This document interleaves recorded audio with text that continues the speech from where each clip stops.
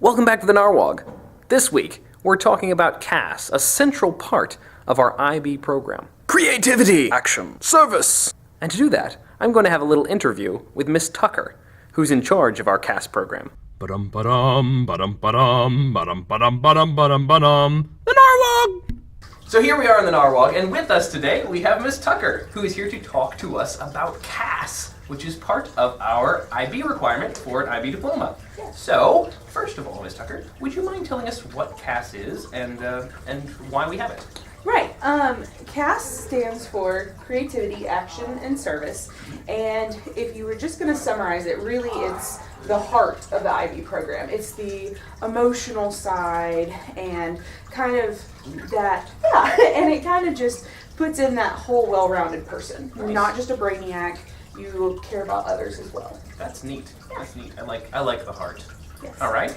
Working. Okay. So what kind of activities are involved in CAS? What can students do to cover this creativity, action, service, and have heart? Well, typically we are requiring students to have 50 hours in each, so creativity, action, and service. It's all encompassing of those. And so with creativity, a lot of times our band and choir students really excel, or in theater, and they can take something they're already good at. Like a lot of our choir students or our band students will go into nursing homes and play for people, or they're going to join a different style of music than they've done before. Sure.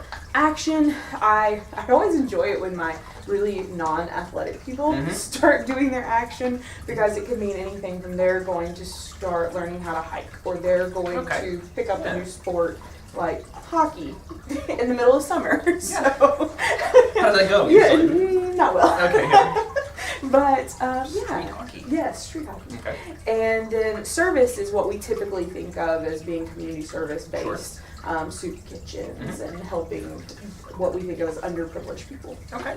So you mentioned that whole 50 hours of each, and then you mentioned people playing music or singing at nursing homes. Are there crossover hours where something counts for an artistic kind of thing as well as a service kind of thing? For instance, some of our kids work with organizations that might host a 5K, and so they might go around advertising for the 5K. They might even make posters or different media announcements. So that's creativity.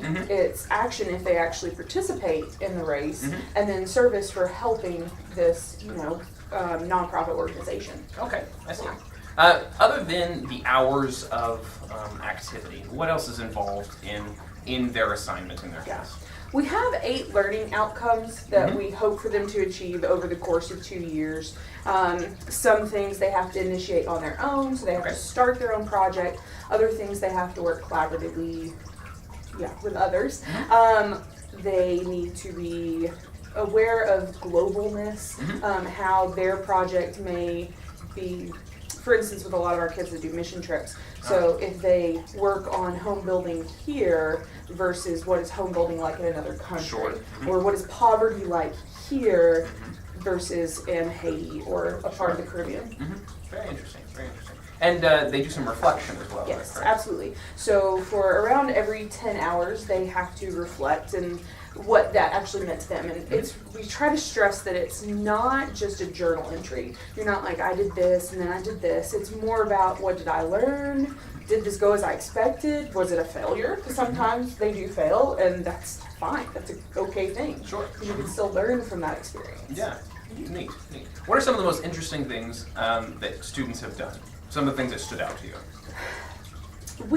I think really the most interesting thing to me overall is just how students find such a variety of projects, and they find projects that really are meaningful to them, and how committed they become, even when they don't expect to be at the beginning. They expect it to be just like a checklist of hours, and then they really get involved. We've had groups that go to Boys and Girls Club 3 times a week for a year, and they really learn those kids, and they learn the program, and they're continuing to go now even though they don't get hours. So I enjoy seeing that. We've had kids start summer camps in various sports or in music. We've had like I said, all kinds of like adopting grandparents and big brothers, big sisters. There's all kinds of things that are involved. So it starts out as a requirement, but it does become that hard. Yes, it does. Wow, I'm inspired. Oh, good. Well, also you had mentioned that you have participated in some activities as well, and actually done some of this stuff yourself. Yeah. Explain. What was your motivation for that, and what have you done? I have always been involved with Habitat for Humanity since high school, and so one of my big things is getting kids out there, understanding the program, that it's not just a free home that you're giving someone. You know, they do work for that house, and they learn from their experiences from other families. And that's one of my favorite things, because they can take a very inexperienced group of kids and show them that you all have something to offer. Sure. But last year, I decided to actually try CAS from the student point of view, to just call up a nonprofit organization that was needing volunteers.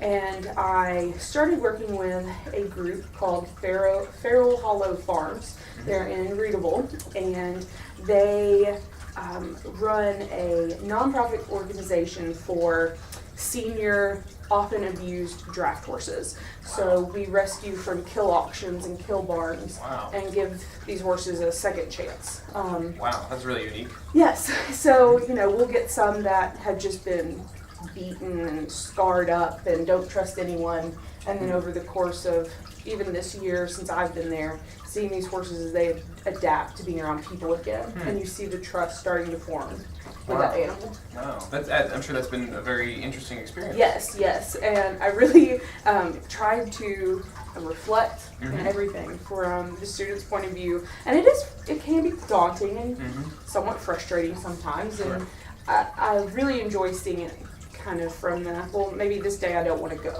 or this day I'm really tired, or this day I'm really excited to be there and interact with the people and animals.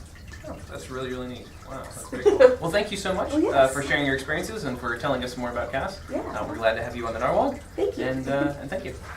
Thanks for watching. Click on the S to subscribe. Click on the A to watch next week's video. Or click on the C to watch last week's video. If you'd like to watch the extended edition, click on Extended. In the extended edition, I'm going to try out CAS and see if I can do something that is creative, active, and service-oriented. It's kind of like a big game of truth or dare, actually. See you next time!